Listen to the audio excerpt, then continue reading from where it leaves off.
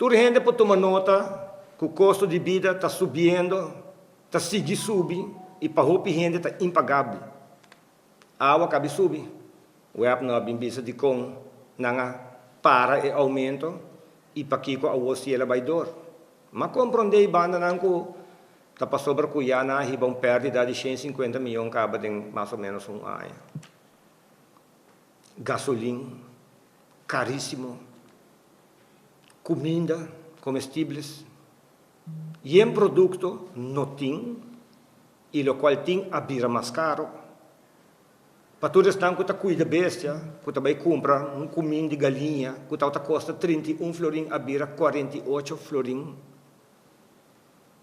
E assim aqui não me persegue, e me está seguro que você tem toda a experiência que, aunque o governo está visa turismo a pick-up, pero bom não está sentindo ele em carteira, bom não está sentindo ele hora que você vai fazer compras, é força de compras, você paga e você raia menos.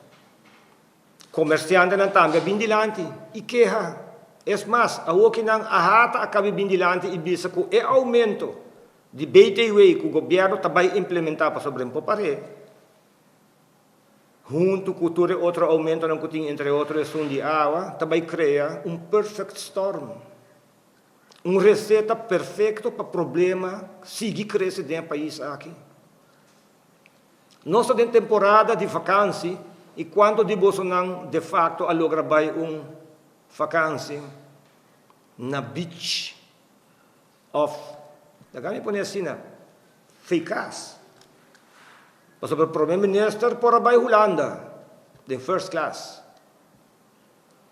E abo, unda abo abay, bualogra bay come ko família de restaurant, ba hibe mucha na caminho, bay wak pelikula, balogra hasi algo que mucha nang.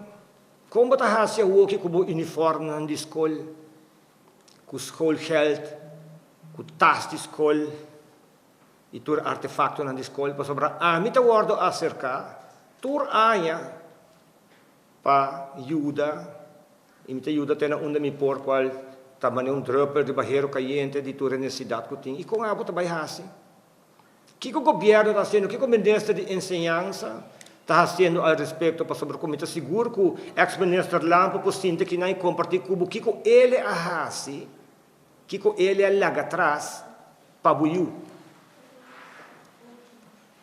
Nós temos um governo que está pretendendo que ele tenha solução para nosso problema, mas até agora, nós, do Partido Democrático, não mira nenhuma solução para nenhum problema.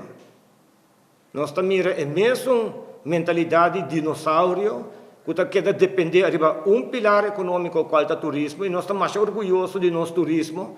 Mas como quer o turismo aqui também aguenta, com o custo de vida altíssimo aqui na Aruba?